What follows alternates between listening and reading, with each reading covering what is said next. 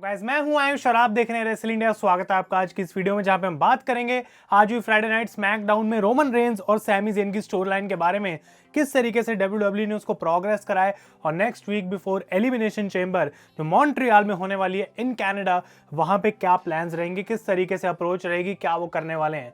The Usos were defending the tag team titles on SmackDown tonight, लेकिन question mark ये था कि क्या जे ऊसो अपीयर होंगे या फिर नहीं, क्या जिम्मी को अकेले लड़ना पड़ेगा, क्या होगा।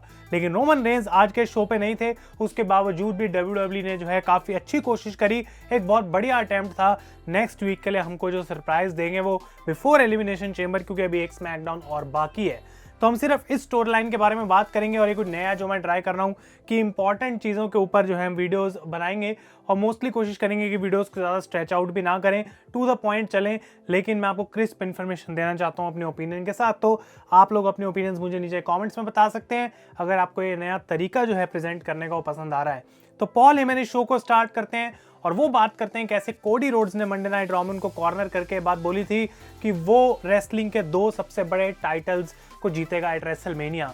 पॉल हेमन कहते हैं तुम कैसे इसको सिर्फ टाइटल्स कह सकते हो, ये सब कुछ है for the island of relevancy. वो बात करते हैं कि कैसे इन टाइटल्स के बिना ना तो कोई पॉल हेमन है, ना ऊसोस हैं, ना सोलो है, ना कोई ब्लड लाइन है और ना ही the tribal chief Roman Reigns, क्योंकि ये वो टाइटल है जो खून है जो बहता है द ब्लड लाइन की वेन्स के अंदर, जिसने अनोवाई फैमिली को टुगेदर रखा हुआ है, जो कि प्रोवाइड करता है इस पूरी फैमिली के लिए।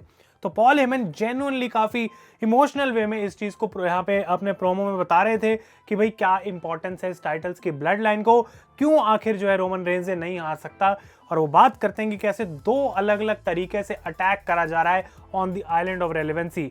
फर्स्ट है सैमी ज़ेन ऑन स्मैकडाउन और सेकंड है Cody Rhodes on Monday night raw. और वो कहते हैं कि जब मैंने ब्रॉक लेसनर के साथ अंडरटेकर की स्ट्रीक तोड़ी थी हमने मिलके, तब से मैंने सिर्फ स्पॉइलर ही दिए हैं, कोई प्रेडिक्शन नहीं है। और एक स्पॉइलर ये है कि सैमी ज़ेन आज स्मैकडाउन में है नहीं।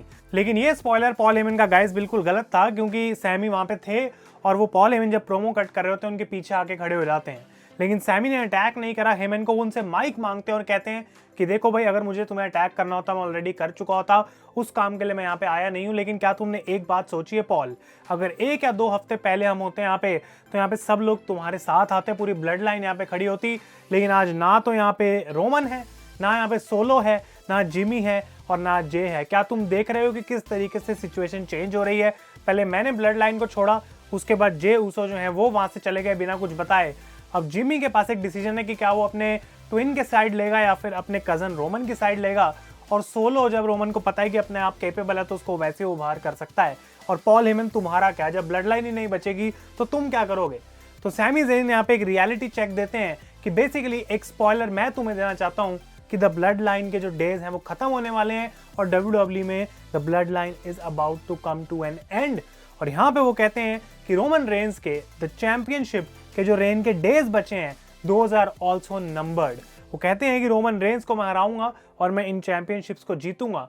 और उसके बाद पॉल हेमन वापस इस पर रिस्पॉन्ड करने के लिए माइक मांगते हैं, लेकिन सैमी पुल करते हैं पॉल को अपने पास और कहते हैं देखो भाई, ये जाके बता दो रोमन को कि उसके पास 8 दिन है इस चीज को पता लगाने के लिए कि I am going to defeat him, और उसको कोडी रोड्स की कोई टेंशन लेने की जरूरत नहीं है, क्योंकि ट्राइबल चीफ को गिराने वाला मैं हूं, कोडी रोड्स नहीं।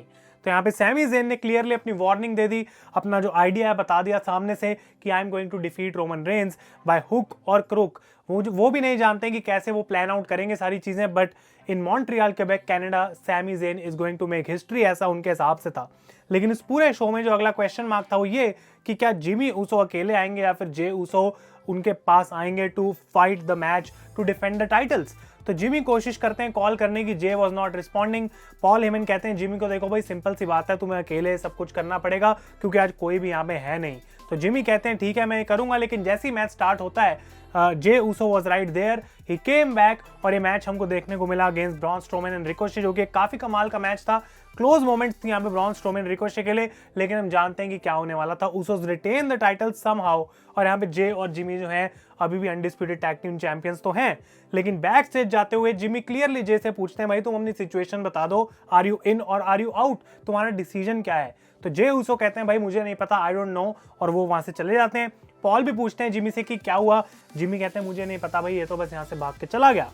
अब जो सबसे बड़ी सेगमेंट थी शो की बैक स्टेज वो ये थी कि सैमी ज़ेन कन्फ्रंट करते हैं जे ऊसो को और वो कहते हैं देखो सीधी सी बात है जे, मुझे पता है इस समय तुम्हारे पे क्या गुजर रही है, तुम अपनी फैमिली को ऐसे नहीं देख सकते हो, लेकिन एक बात तुम और मैं दोनों जानते हैं कि जो मैं करने वाला हूँ 8 दिन में I am going to end the blood line. और कहीं ना कहीं तुम्हारे भी दिमाग में बात चल रही है बहुत टाइम से कि तुम रोमन रेंज उस बंदे को, उस ईगो को गिरते हुए देखना चाहते हो। और जे उसो यहाँ पे कुछ बोलते नहीं है। सैमी ज़ेन कहते हैं मैं अपनी पूरी कोशिश करूंगा कि हाँ भाई मैं रोमन को हराऊं, और वो मैं किसी भी तरीके से बस कर दूंगा। लेकिन एक बात जो मैं तुम्हें आज बोलने आया हूं यहाँ पे वो ये है that J Uso, I acknowledge you. जो तुमने मेरी हेल्प करी है उसके लिए मैं तुम्हें एक्नॉलेज करता हूं।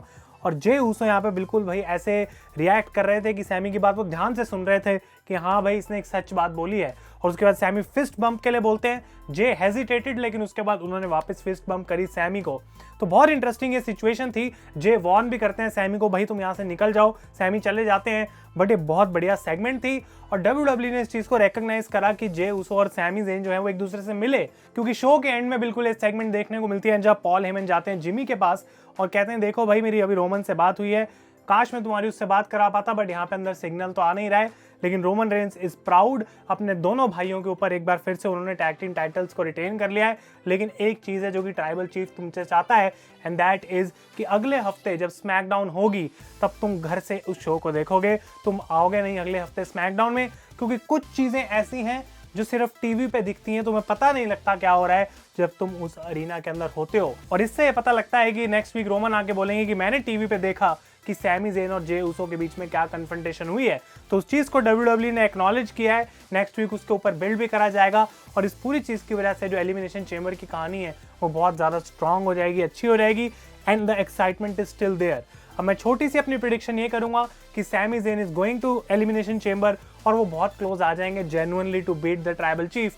लेकिन जे उसो एक ऐसा बंदा जो कि सैमी ज़ेन पे इतने टाइम से भरोसा कर रहा है, एक दूसरे का ट्रस्ट यहाँ पे टूट जाएगा, because at the end Jey will have no choice but to stay with the blood line, और वो सैमी पे टर्न कर जाएंगे। तो सैमी मैच हारेंगे तब भी, but then Sami will have to still fight the Usos, और उसके लिए उनके पास केविन ओवेंस है।